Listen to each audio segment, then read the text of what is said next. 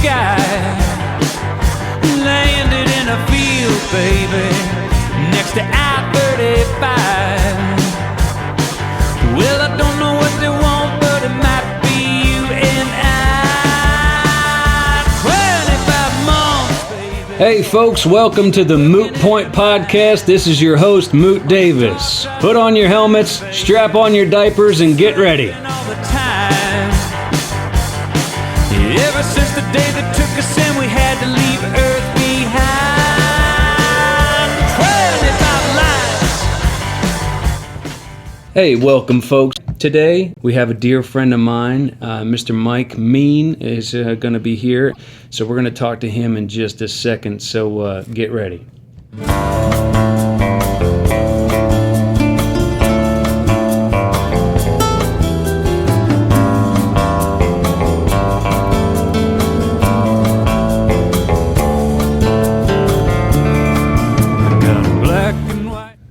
So as I mentioned, we have Mr. Mike Mean here with us, so please say hi, Mike. Hello, Mike. So let's just get right to it. I'll spare you the introduction here, but let's talk about the first time you and I met each other. You and I have a mutual friend, and the guitar player Bill Corpino. Right. And which is a story for another time. But Bill called me and said that he had met you, and you were looking to put a band together, a little Jersey band. And I said, "Yeah, man, it sounds like fun." So I shed for a couple of days on all your songs, learn everything. The night comes to the rehearsal, you come in, everything's cool. We're playing the songs. Bill is like a chain smoker, so once an hour and a half goes by, I can see the eyes start to jitter. So he wants to go out and have a smoke, and so Bill goes outside, and you go and sit in the dark living room by yourself. That's a good sign, a very good sign.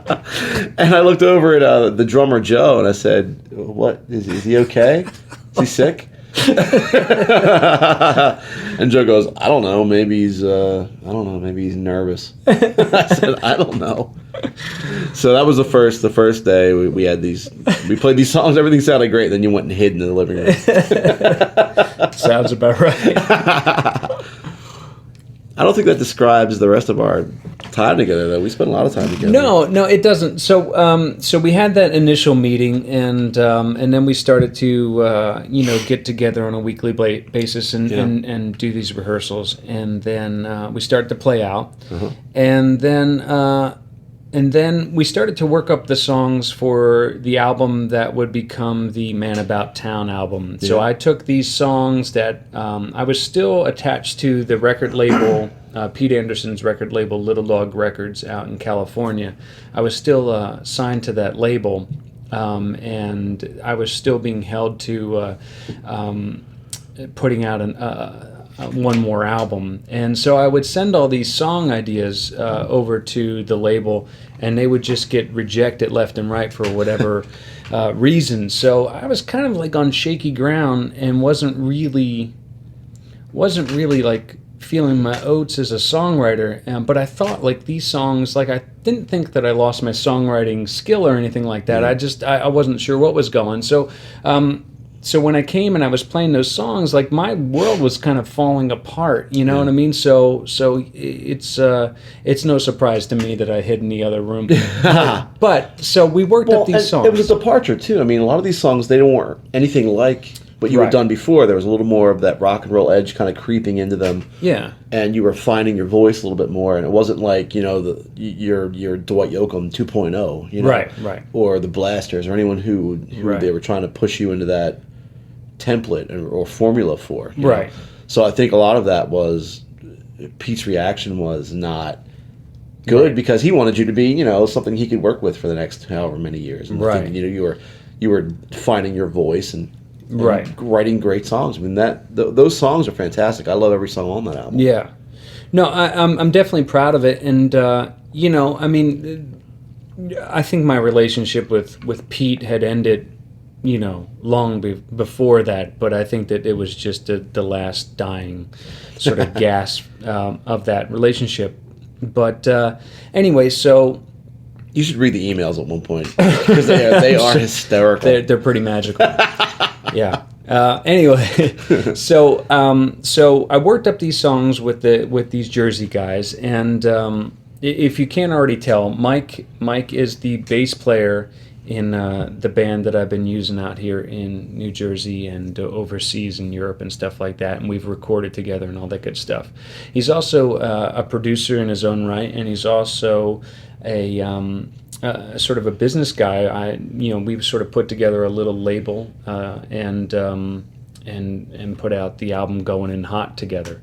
So multifaceted guy, and also we just, as our story here will reveal, we've spent tons of time on the road together, and maybe too much time, but it all kind of started pretty innocently. I had gone to Nashville to record this album, Man About Town, that I had worked up with the boys in New Jersey, and then just for economic reasons, the person who was backing the album wanted to have studio folks from Nashville do it. So in order to get things moving forward, because my career was definitely at a stalled point, once the label stopped rejecting all my songs, they finally cut me free.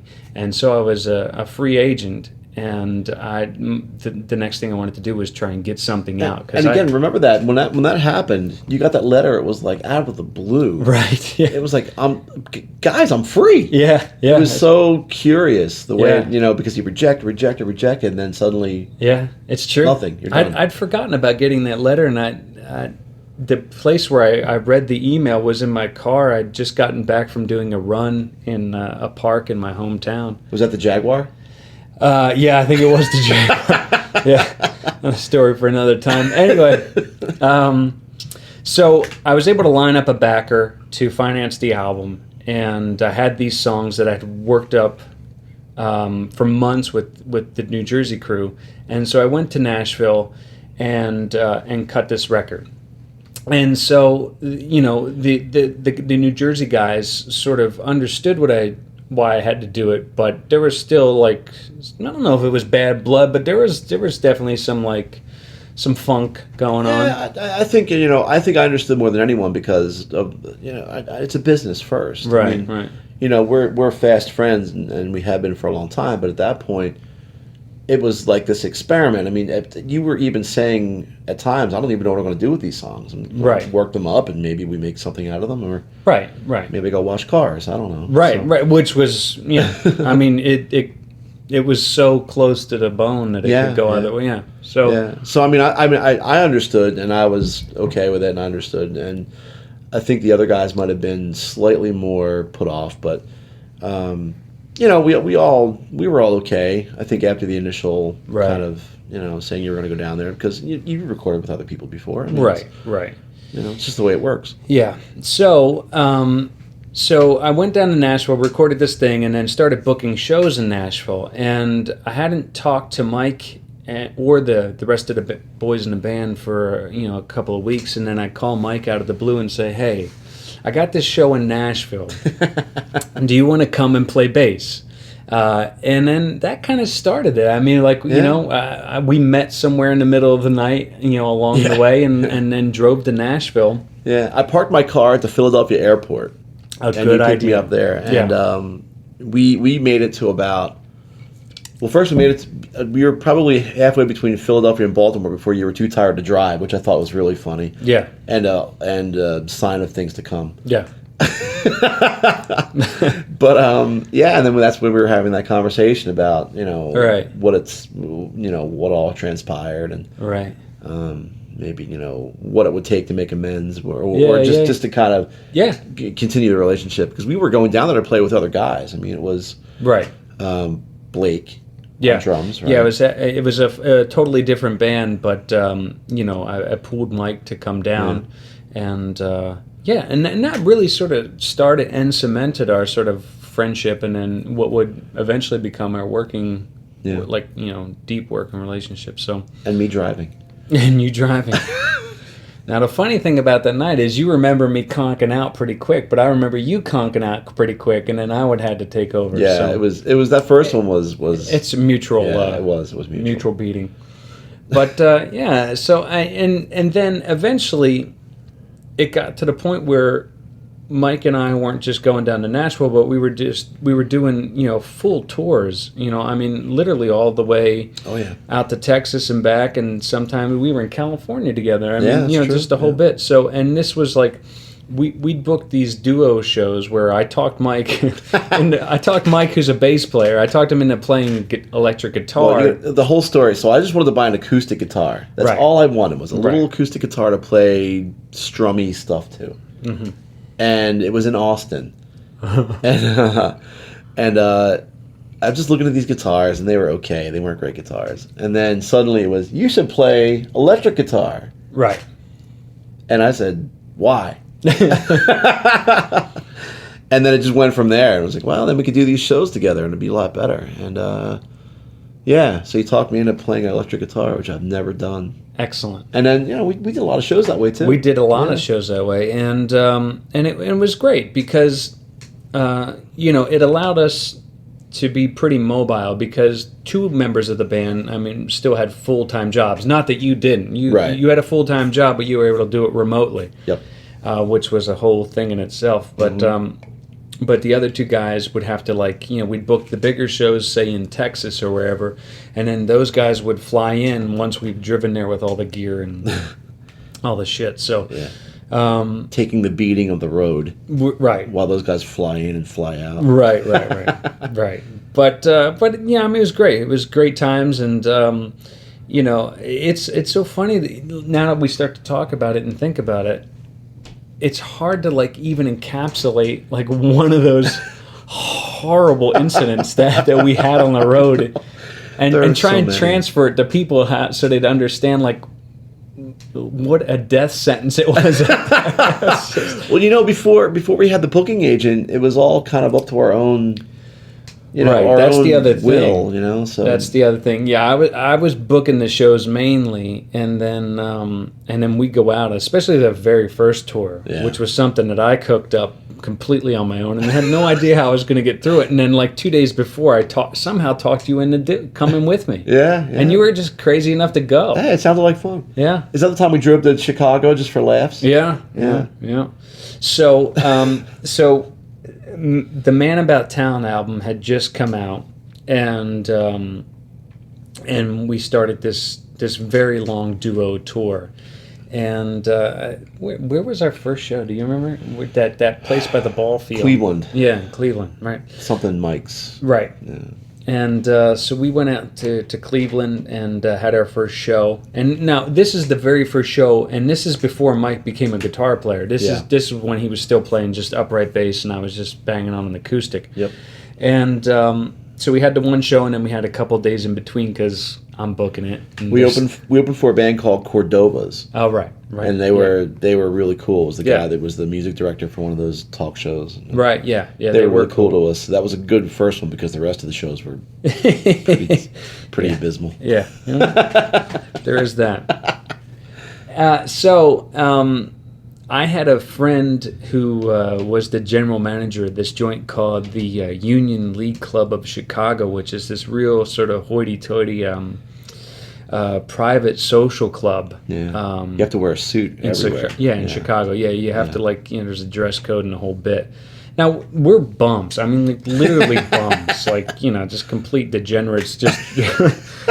So, I had this one suit, and I remember it had a moth hole in the back. It was the only suit that I had. It was literally a moth-eaten suit. It was perfect. Anyway, so I had packed it because I knew it was a possibility that we might be able to get up there and stay at this joint for a couple of days. I think I had to buy a jacket. Oh, you had to buy the whole outfit. Yeah, I had to buy a tie. That was great, and you were in the midst of this relationship going all sideways, and it was a fun time. We were doing all these interviews on the road, right? And I think we drank bottles of gin. Yeah. That was we the were, gin tour. Yeah, we were definitely on a gin kick. Yeah. At least up for that first night in Chicago. Now, another thing to remember of me at the time of going on a tour with me, like I was penniless. Yeah. I mean, not even. I mean, whatever is below penniless. I mean, and so, yeah, it was. It was just a disaster. Like I was so ill prepared financially to do anything. We were in your Jeep though. We took your car. Well, I did contribute that.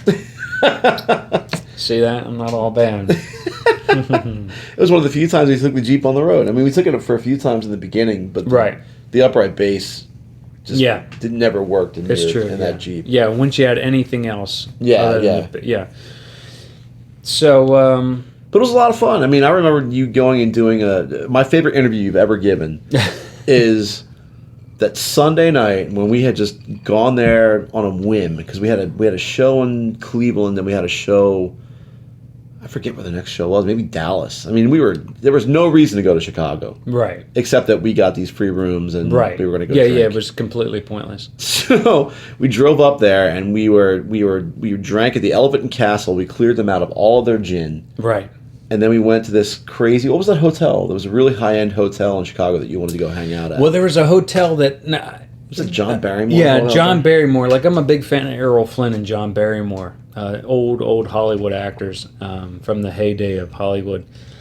And there was this hotel that Barrymore used to stay at when he was in Chicago, and somehow we found out about it and we went to visit it. And it was a badass place. It was really, really awesome. They had gin. And we did our best to eradicate their gin supply. But somewhere during this whole time, I had to have this interview, for the album that came out. I forget what it was for, but it's a pretty magical interview because you can hear like the waitress bringing me drinks and stuff. Because I walked off to like try and be more professional, but the die was cast there. Okay, bit long in the tooth, but that was fantastic because I remember hearing it later, and you can hear the waitress walks up and goes, "Here's your drink." And you go, "Hey, thanks." It's right in the middle of the interview. Making friends. It's fantastic. And then we tried to go play pool back at the Union League, and it was just a debacle.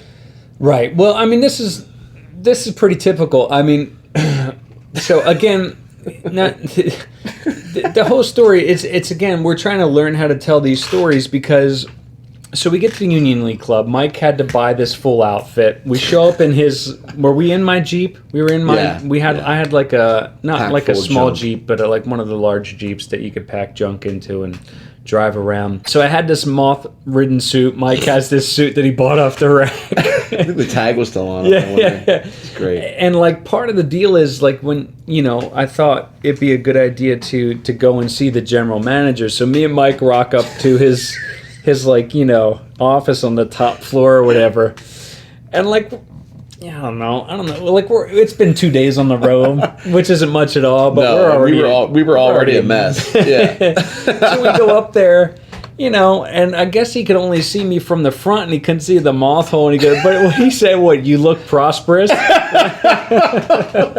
Oh, it was fantastic. I literally had to borrow money to go on this tour. I think I borrowed it from you.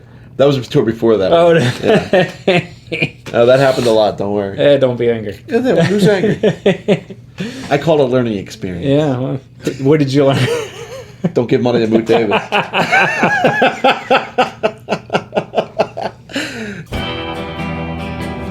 This one.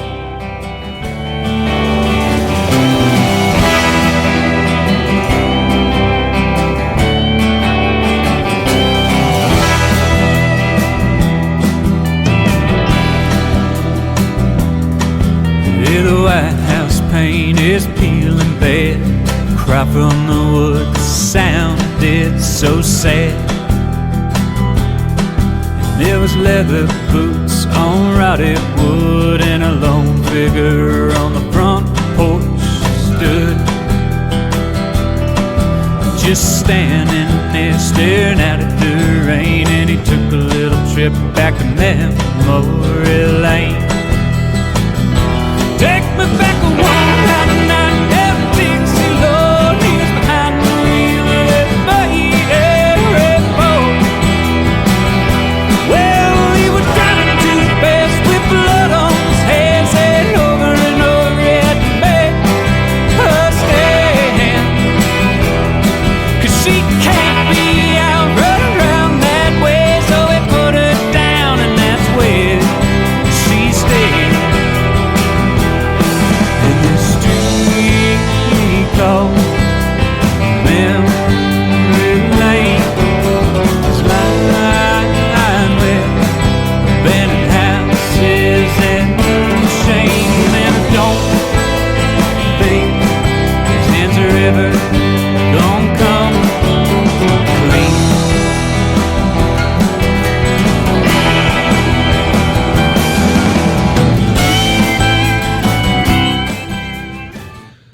I like talking about the beginning of how it all kind of started because it's and this is already kind of in the middle of your career when I came on. So, but it's kind of this different period where you started as country guy and then you're kind of bringing in all these different elements. And your writing has, to me, gotten much better. Oh, well, thanks. Over the past few years, yeah, definitely. So, the one thing I do want to... so tell me more about sort of... You started out as playing bass in like blues bands, right? Because your father is the musician in your family, right? Yeah. My dad's a drummer, and he just turned 73 last weekend, and is still playing, still hitting the drums as hard as I ever remember. All right. So I think that keeps you young, right? To just keep playing. Like Charlie White, look at him; he's still out there smacking the drums, right? So I started playing in a band with my dad when I was 17. And I played in some crappy bands before that. It didn't really matter. But then I played blues music for 6 or 7 years of just straight up gut bucket barroom blues. Right. And so that's my whole basis for what I play is all blues based. Right. And then hair metal, which is unfortunate. Awesome. Well, I did see that picture of you at your wedding. Ah, yes. With the mullet. That mullet was classic. It's pretty magical. Hey, listen, man, it was the 90s. Everyone had mullets in the 90s. I don't want to hear it. I didn't have a mullet. You didn't have a mullet? No. You rat. You're lying to me. Yeah. Well, I'm going to go ask your mom. Please. Blackie, I'll tell you. So you started out playing bass, but you were also a drummer as well. Yeah, right? I actually started on drums, and then I moved to bass because there weren't any bass players. Okay. Which is still true to today. I mean, there's hardly any bass players around that are any good. Right. So, and that's worked out pretty well. Right. I've spent a lot of time. I still play. I play in 4 or 5 different bands now. I see. And I think that's part of the producing aspect. It kind of works together because most bass players don't stand out front and don't right. do shouty things and say look at me. They're back in the back by the drums, making sure everything sounds good. Right. And it's kind of that base for everyone else. Right. That kind of that pad that everyone sits on. Right. So I want to groove and make it so that everyone else sounds good. Yeah. Yeah, fair enough. And I think the most good bass players do that. Okay. Yeah. So that's kind of works in with the producing because I try to listen to everything as we're playing. When you're a bass player, you can listen to the guitar, listen to the vocals, listen to the drummer.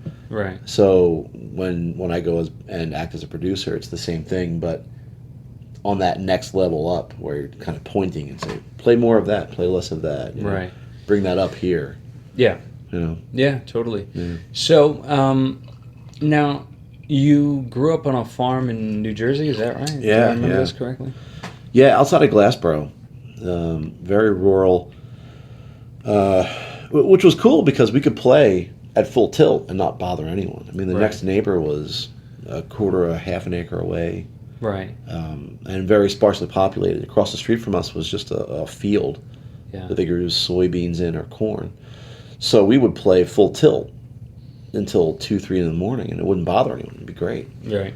So that's how I grew up. My brother's a guitar player, so my brother and I would play just endlessly. And then when we got bored, he would play drums, and I would play bass or guitar or organ sometimes. I play a little bit of piano and organ. Right. So it was you guys could all play together. Yeah. Your dad and your brother. Yeah, me, my dad, and my brother, yeah. Cool. And so, like, you guys kind of grew up in a household where, kind of like your boys do, where there's always sort of music playing and, like, they'd fall asleep listening to, like, live music. Yeah. Totally, yeah. And I've done more to get them educated as far as good music. I mean, I take them to concerts. We go to most concerts as much as I can. If it's during the week, I'll make every kind of possibility to go and get these guys in front of good stuff. We've gone to Soundgarden, Foo Fighters, Cage the Elephant. I buy them tickets and go, here you go. Yeah. Here, just figure it out. Get in the car. Yeah. Drive to the place, park, have fun. That's great. Yeah. See, it was pretty similar in my household because my dad had a band with his brothers, and they would sort of play in the basement. They never really played out, but they had their own songs. They would write their own songs, and some of them were cool. I mean, they had titles like "Baby Don't Leave Me No More" and Girls Like You Were a Dime a Dozen and stuff like that. So it was like, and it was really cool, you know. And they had, and so I remember falling asleep to them playing in the basement and like arguing and, you know, fighting over songs and stuff like that. And yeah, I think there's something really cool about that. So yeah, and it's funny because I'm late to the whole songwriting aspect of it. I've never. Yeah. It's always been an interpretation of somebody else's work. Right. You know, as a blues guy, most everything has already happened. Right. You know, there's not a whole lot of new ground to break playing blues. Yeah. So it was all about interpretation. So, you know, I was late to that whole party. So working with you was kind of fun because it was, here I have this germ of an idea. And then it's been really one of the first times I could actually go and be involved and say, oh, okay, how about this? Yeah, How about yeah, that? yeah, How about totally, this? yeah. So that was really satisfying from my end. You know, Cool. It was good. Yeah. Yeah, it's cool when it can be more of like a collaborative kind of thing instead of just some jackass calling all the shots. Here we go, Mustang Sally. Now, when you grew up, and what kind of music were you like listening to? What was your deal? Led Zeppelin. I mean, I started with Zeppelin. Yeah. That was the cannon shot. You know, Yeah. if you hear the first Zeppelin album, it's Right. it's pretty powerful stuff. Yeah, sure. That made me want to be a guitar player, a bass player, a drummer. Just everything was so much power. Right. Yeah, I was really into the Beatles. My mom played the Beatles constantly, and Journey. Right. You know, there was a Journey album that was on constant play. Right. So yeah, that was the real start. You know, those two Yeah. bands, and then just went from there. Steely Dan was always kind of playing too. Right. But it was really Zeppelin that touched the nerve. Right. It said, "Wow, man, Yeah. that could be cool." Yeah, totally. Yeah. Yeah, and it's funny because like we've been on the road together, and you've gone through I think about 2 cycles with me now where I've like sort of found a band that I'm 41, so somebody at my age should have already found all this stuff when they're like when they're in middle school. But I tend to be very slow, and when I get on some sort of tangent, I sort of just listen to everything by that artist until I can soak up as much as I can, and then I move on. I've done that, starting with like, sort of Hank Williams and all that kind of stuff. And then I think when we first started rolling together on the road, I was just discovering the Rolling Stones, That's right, which I know may sound ridiculous, but that's kind of how it works. And I would drive you crazy because, you love the Stones as much as anybody, but you've heard all this shit a million times. And Yeah, I'm it's one of those things where I like the Stones and I like the songs, but when it's like on repeat for hours and hours and Right. hours and hours, and it's tumbling dice. Here it is again. Yeah, right yeah. back to the beginning. Yeah, yeah. And it was Exile on Main Street. I think it Yeah. was like constantly. Yeah. And that was good. Yeah, it's like being in your infancy for me, and like you're just trying to take it all in. But and then the second one was Led Zeppelin. And you grew to hate them for a bit. I remember. Yeah, that got harder because I like later Zeppelin. Like Houses of the Holy is my Right. favorite one, Right. and then like Physical Graffiti. The first and second ones are just raw power. It's not a lot of finesse. It's just just musical aggression and just testosterone. And, Right. For me, I can hear all the blues influences Yeah. in those first two, but I don't want to listen to them over and over and over again because there's not a lot of places that can go. Right. So that was, and you wanted to hear the first two. Yeah, it's all. Always, It just blew my mind. Yeah. Yeah. So we talked about your dad sort of being a drummer. Now, what'd your mom do? My mom was an artist. Okay. And like I said, I grew up on a farm, so I had the farm. So there's chickens and goats and horses and dogs and cats. Mm-hmm. And then my father, the drummer, who we talked about. Right. So we always had musicians in the house. And my mom, the artist, who always had artists in the house. Right. And so it was this kind of crazy bohemian childhood of culture and music and expression. So it was really cool. It was a cool way to grow up. Right on. Yeah, definitely. Right on. And then so you go to college, and what was your major? The first time I went to college, it was communications, radio, TV, film. Right on. But I was young, and I discovered beer. Attaboy. I know. It's shocking. Yeah. That led to your mullet, I'm sure. That mullet was fantastic. Let me tell you what, it was legendary. Yeah. Yeah, so the first was an aborted try. Right. And in hindsight, probably would have been better off if I stuck with that major. But I went and did computers after that. Okay. And that was been very lucrative. Right. It's it's a good living. Yeah. But I would have been, I think, ultimately happier. Right. Sticking with communications and radio, TV, film, and being involved in radio. Sure. From the early '90s on, which is when I would have graduated. Gotcha. Yeah. Gotcha. But I mean, but it's pretty unique that you have both sides of the brain operating. As far as like you can do the computer stuff, but you can also do all the music stuff. Yeah. Do you think they're related? They are. Yeah. It's I read about this. There's certain parts of your brain that work on that logic level. Music is all about intervals, steps away from. So it's like a logical. This is 1 step away, 2 steps away, 3 steps away. Hence my problem with it. Yeah. So a lot of scientific people are good at music. Like Einstein. Einstein was a fantastic violin player. Ah. Okay. So it's that kind of that part of your brain that does well at math also, and logic also does very well at music. I see. Okay. Yeah. Okay. That makes total sense. Yeah. Yeah. Yeah. It makes total sense why I'm a really weak musician. Why you're an anthropologist? What did you go to college for? Archaeologist. Sorry. I went to a 2-year program for 4 years and never graduated. My first year in college, I had an affair with my college English teacher, and had that to leave doesn't for sum a bit. up everything about Moot Davis. I love that. Had to leave for a little bit, and then Did she drive you across the country? No.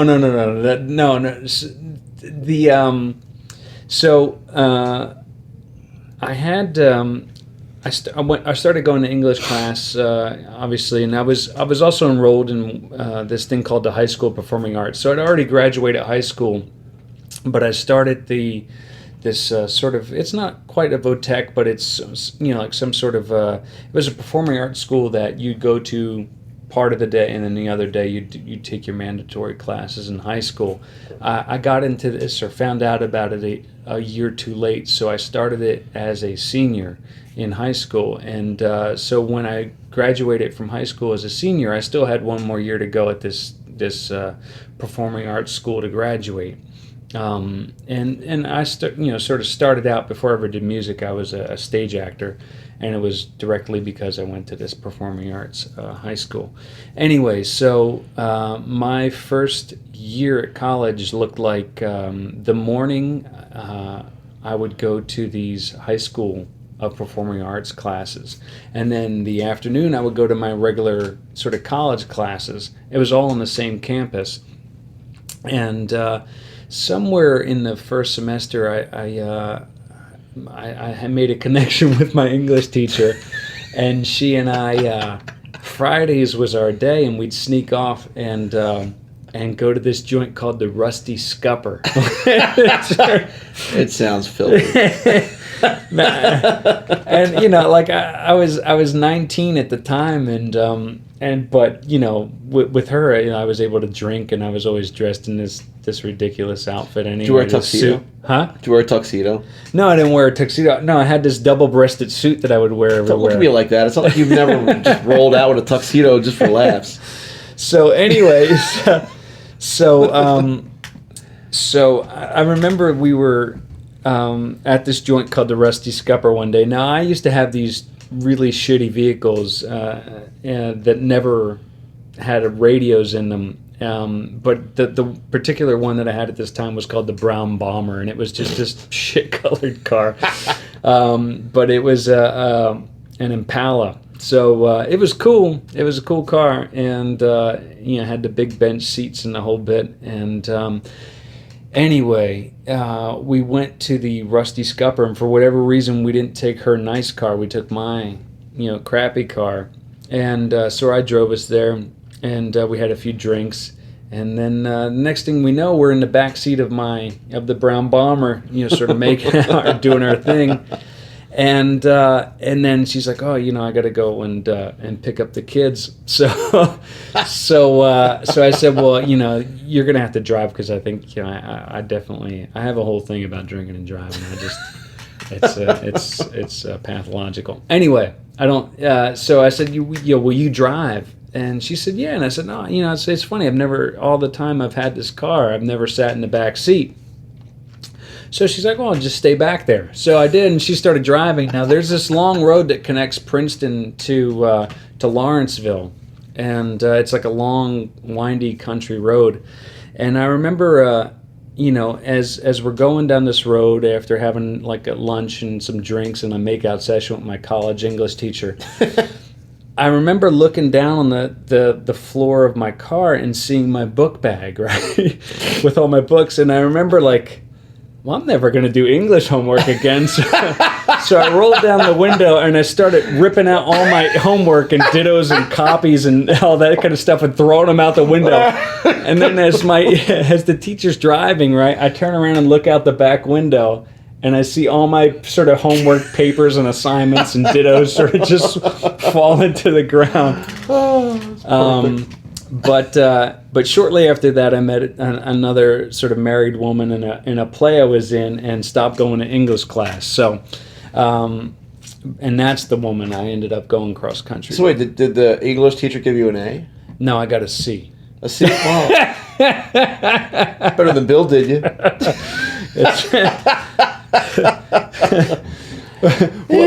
What Mike's referring to is the mutual friend that we have, if you can call it that, is this guy Bill Corvino. You're saying friend is too strong a word? Why? I know he hates me. That's all. It's not me. You're not the only one. It's okay. Anyway, so changing gears, I lived in New Zealand for a while after I split paths with Pete Anderson. And I moved to New Zealand, and I was out there for about 6 months.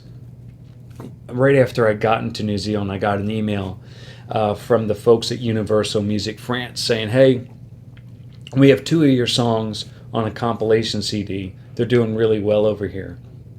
Would you consider coming over and playing some private shows for sort of targeted audiences? And I was like, oh, this is awesome. It was far enough away in the future that I could still do this whole New Zealand adventure and then figure it out as time went on. So I did about 6 months in New Zealand, and then I went back to New Jersey, and I thought, well, I'm a little bit rusty with the guitar. Maybe I'll take a basic guitar course at the college I originally went to and had all this trouble with the teacher and everybody else.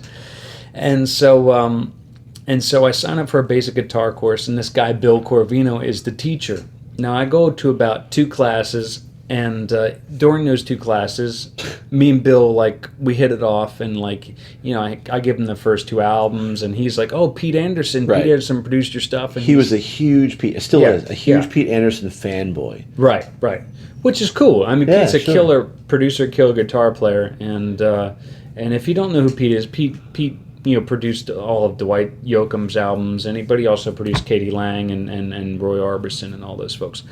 Anyway, so I gave Bill the first couple of albums that Pete produced, and thought we were cool, and then this French show comes, and so I go to France, and I never go back to class. And then, figuring that I would just get dropped from the class, it wouldn't be a big deal. A couple months later, I get an email from Bill saying, hey man, sorry I had to give you an F in the class, but if you ever need a guitar player, call me. So that's how we got our guitar player, who eventually put the band together that Mike's in and everybody, so. I just realized I know why you didn't get you didn't get a C. You didn't make out with Bill. Did you ever have this fantasy of you throwing all of Bill's homework out the window as you're driving down the road? No. I did that right after I left the class. I was like, I'm never going to learn this. Oh, that's cute. Yeah. Right out the window. Yeah. Me built the rusty scupper.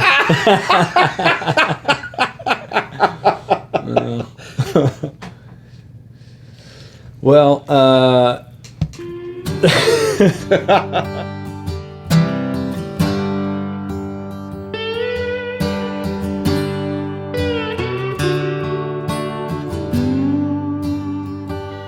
Man about town, matter what town I'm in. My nights are filled, bright lights and gin. Everything I own can be carried around. That's what I have, my man about town. Sleep the bluest rooms that you can find. Not much to say, but I'm talking all the time. Never wanna plug, I only lay down. That's what I have, I'm a man about town. And ghost shoes, they're hard to fill. Took me years to swallow that pill, but I keep traveling this world around. And I'll always be a man about town.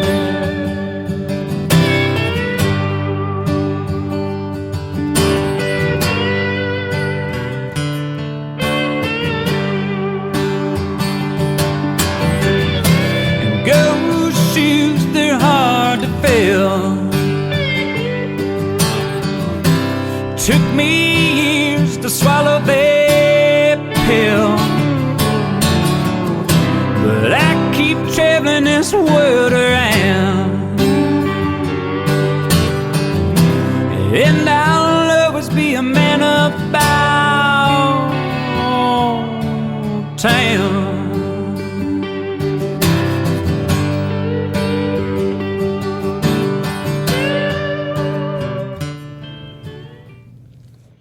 well, folks, that's the first part of my interview with Mike Mean, and I hope you enjoyed it, and I hope you enjoyed the first podcast here. We've enjoyed doing it. I want to read off some local show dates that we got coming up here in the next month or so. July 7th, we are playing at the Twisted Tail, and that is in Philadelphia, Pennsylvania. That's at 8 p.m. On July 16th, we're playing at Skinny Dennis in Brooklyn, New York at 10 p.m. On July 22nd, we are playing at Chesterwood American Music Series in Stockbridge, Massachusetts, and I believe that's going to be an 8 p.m. start. July 27th, we're playing the Summer Concert Series in Edgewater Park, New Jersey. And then on July 31st, we are playing the Langosta Lounge Sunday Brunch at 1 o'clock. So come on out, eat some stuff, and watch us do our thing. Asbury Park. Asbury Park. That's right. Langosta Lounge, Asbury Park. Do it. All right, we'll see you later. Thanks so much. Be cool. Watch out for the Germans. Here's a little Made for Blood for you.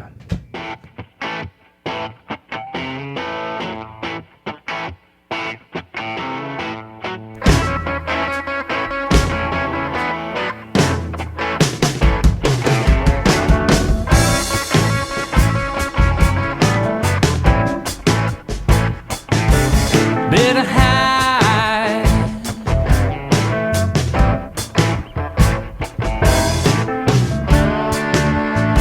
Everything that you love, 'cause this town was made for blood. Well, it flows.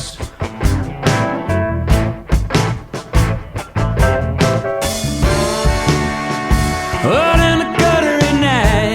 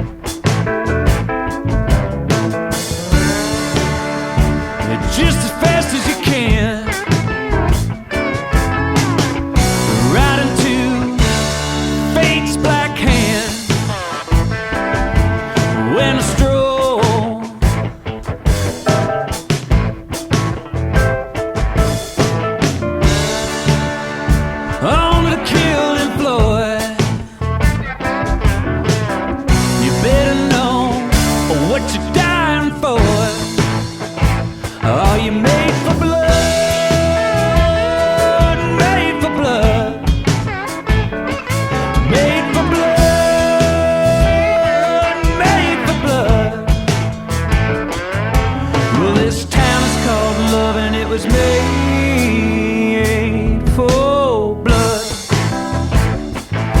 Yeah, this town is called love and it was made